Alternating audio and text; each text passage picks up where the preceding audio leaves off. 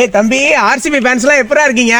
நாங்க செம்மையா இருக்கோண்ணே. CSK fans எப்படி இருக்கீங்க? நாங்க எல்லாரும் சூப்பரா இருக்கோம்டா தம்பி. அப்புறம் இன்னைக்கு கேப்டன் அனௌன்ஸ் பண்ணிருப்பீங்க போலயே. ஆமாண்ணே, கேப்டன் ரஜத் பட்டிதார். சூப்பர்ரா தம்பி. ஆனா அந்த மாற்றம் ஒன்றே மாறாததுன்னு சொல்றாங்க பாரு, அதுக்கு நீங்க தான்டா சரியான எக்ஸாம்பிள். என்னையா சொல்ற? இல்லடா, வருஷம் வருஷம் இந்த உலகம் மாறுதோ இல்லையோ, ஆர்சிபி டீமோட லோகோவும் கேப்டனும் மாறிட்டே இருக்க. ஐயோ மஞ்சமாக்கா, உனக்கு மரியாதை அவ்வளவுதான். பாத்தியா, கோவப்படுற பாத்தியா நீ? போன வருஷம் உங்களை அடிச்சு பொளந்துட்டு குவாலிஃபை போனோம், ஞாபகம் இருக்குல்ல?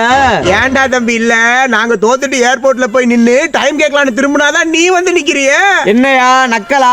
போன வருஷம் மிஸ் ஆயிட்டு இந்த வருஷம் கப்பு மிஸ்ஸே ஆகாது. டேய் தம்பி, போன வருஷம் மட்டும் மிஸ் ஆகலடா, 18 வருஷமாவும் மிஸ் ஆகிட்டே தான் இருக்கு, பாத்துக்கோ. யோ, நீங்களும் தான் இடையில 2 வருஷம் மிஸ் ஆனீங்க. சரி சரி விடுறா தம்பி, நம்ம முட்டு கொடுக்க என்ன 1 மாசம் இருக்கு. ஆனா நம்ம இப்ப என்ன பண்ணணும்? சாம்பியன்ஸ் டிராபி வருது, நம்ம இந்தியா டீம் தட்டுறோம், கப்ப தூக்குறோம். களத்துல சந்திப்போனே.